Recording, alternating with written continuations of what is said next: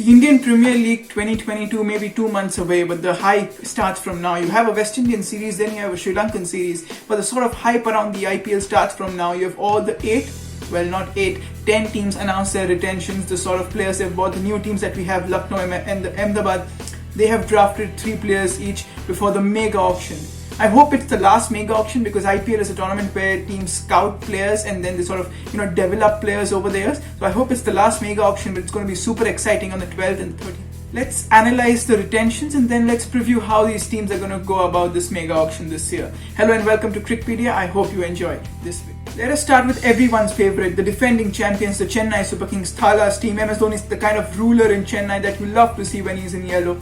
We have lost MS Dhoni, the gem in Indian cricket, but it's really to see him every year playing in yellow for the Chennai Super Kings is a pleasure for every Chennai fan. We thought last year was the last one that he would ever play for Chennai, but this year he's come back to just give a glimpse of himself to all his ardent fans. The good thing Chennai has done, and in fact even MS Dhoni must be the guy who suggested that, is that they have retained him as the second retention for 12 crore rupees. I think that's just signalling that the baton is passing on to Ravindra Jadeja as captain of Chennai Super Kings. Probably MS Dhoni is going to captain them this year, but this may be his last year. So that just sort of signals, naming himself as a second retention, that it's now going towards Ravindra Jadeja. The team has also retained Moeen Ali for 8 crore rupees and Ruturaj Gaikwad for 6 crore rupees. And that makes a lot of sense because Moeen Ali, an all-round option, and how fantastic he was. He filled the shoes of Suresh Raina and Ruturaj Gaikwad. What a sensation he has been. Orange cap winner, and just the sort of flair Ruturaj Gaikwad had about him convinced all of us that he belonged to that level. Jadeja at 16 crore, Dhoni at 12, Moeen Ali at 8 and Ruturaj at 6. I think Chennai have got their core settled. They'll be looking for good fast bowlers, probably get Faf du Plessis and Shardul Thakur back. They were match winners as well.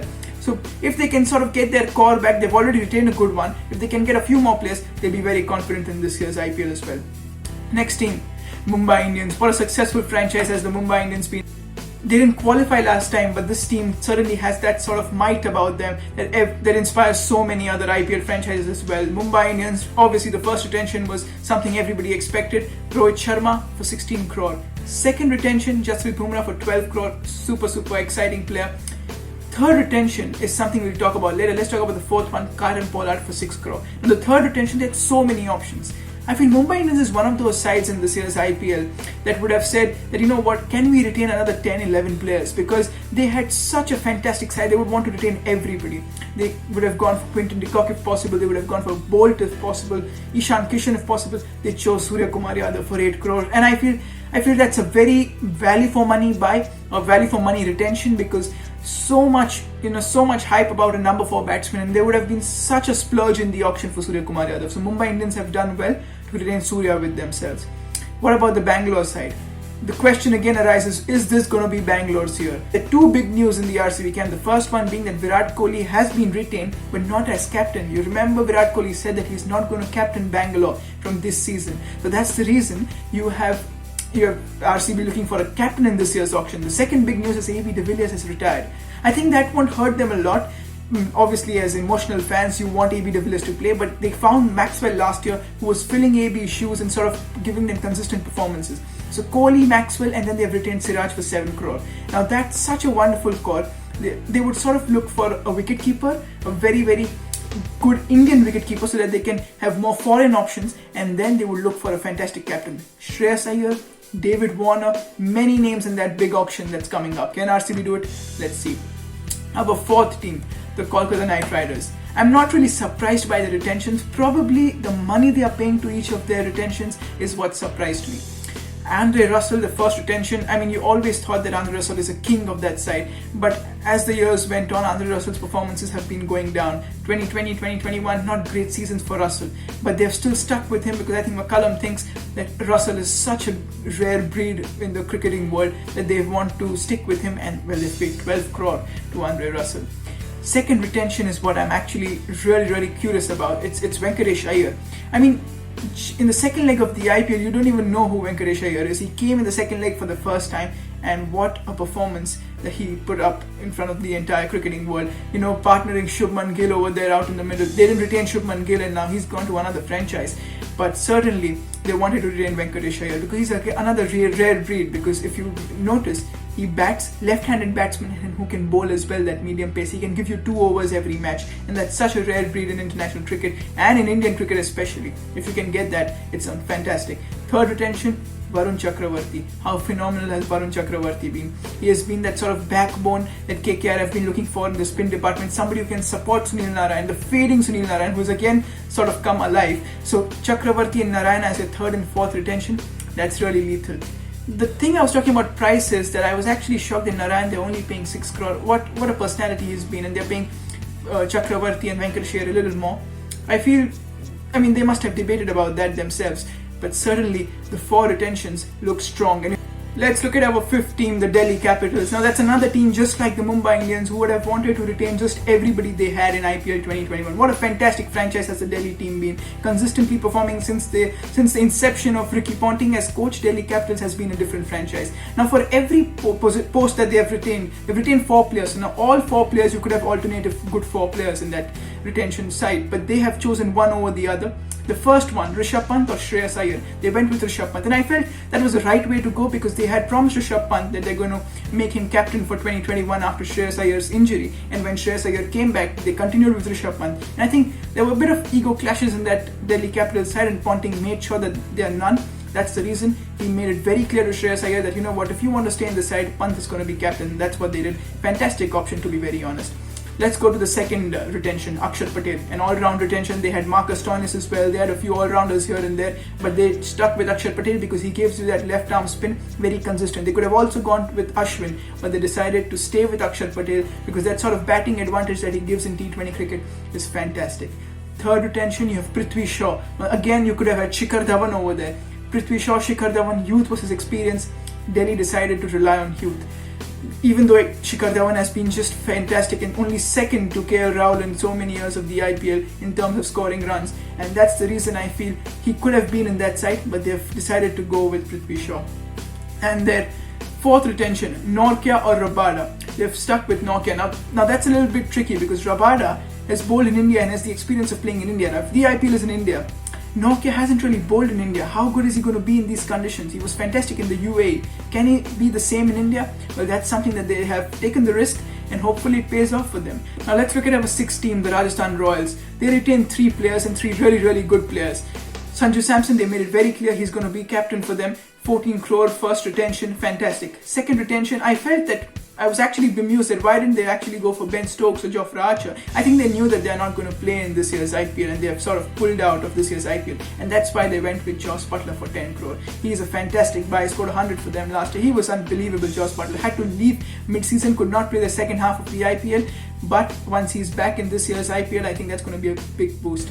Now what about the third retention? Yashasvi Jaiswal for 4 crore, Indian young talent, uncapped player, fantastic Yashasvi Jaiswal. The sort of blitzkrieging innings he would play in the IPL 2021 was something very mesmerizing, and that's why I think they've stuck with him. Now they have retained all 3 top order batsmen. Now they have to go for good all-rounders and good bowlers. There's a plethora of players in this mega auction, and I feel they'll find a good team for themselves. Can Rajasthan Royals buy smartly? Let's see. Now what about our 7th team, the Punjab Kings? I think that team is a sort of turmoil kind of team in this year's IPL.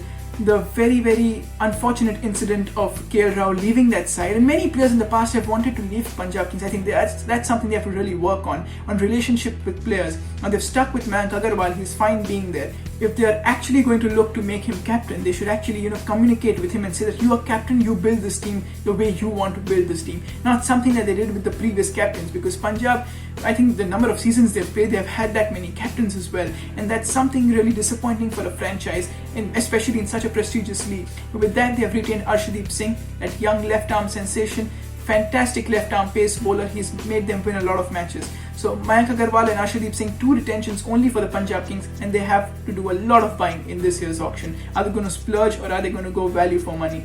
Let's see. What about our 8th team? And that should be our final team for most years in the IPL, but now we have 2 more to come. The Sunrisers Hyderabad. Kane Williamson, first retention, confirmed, because they made it very clear that it was their last season with David Warner last year. A lot of ego issues again in that team, and that wasn't really looking pleasing. It wasn't really pleasing to the eye from the outside. You could actually see that team, having two power centers, Williamson versus Warner. They've made it very clear that Williamson is going to continue. Bye-bye to David Warner. But it was unfortunate, that they're leaving such a big player for them for so many years, consistently Warner performing. One bad season, it really didn't make any sense to me, to be very honest. Rashid Khan, they left him as well. They left Bhuvneshwar Kumar as well. What a fantastic core that would have been. They left Johnny Bairstow as well. But, well, they have made their own decisions and they're going with Kane Williamson only. And then they have two youngsters, Abdul Samad, a fantastic all-rounder. He has not really performed consistently in the IPL. That's something he has to look at because he's been retained by a big franchise. And then Umran Malik, they were so surprised with that 150 km/h delivery that he bowled consecutively, and that's something that's rare in Indian cricket, and they thought that they have found that and they should stick with that, and that's the reason they've stuck to Umran Malik, and the fact that they've retained him says a lot of this franchise. Now let's talk about the two new teams, Lucknow and Ahmedabad. Lucknow already naming themselves Lucknow Super Giants, so we'll call them LSG, Lucknow Super Giants. And what have they gone with? They've gone with KL Rahul as their first pick and captain for this year's IPL. Very, very solid. Punjab left KL Rahul and they were quick enough to grab him. And then they have gone with Marcus Stoinis at their second option. Pretty amusing at first sight, but no, to be very honest, I think it's a very smart pick. Somebody who can bat and bowl, a rare breed in international cricket. If you notice, all these teams have retained at least one or two all-rounders in their side because that's such a beneficial factor of T20 cricket that every team wants, and that's what the Lucknow franchise has done as well. And the third retention, Ravi Bishnoi. What a young sensational leg spinner he has been for the Punjab Kings in the last few years, and that's something Lucknow were eyeing, and they were so sure that they want Ravi Bishnoi because he would have gone for a lot of money in the auction, and now they have him, and I hope they use him to their best advantage. What about the Ahmedabad team? They have not yet named themselves they've not given themselves a proper name, so we'll call them Ahmedabad as of now.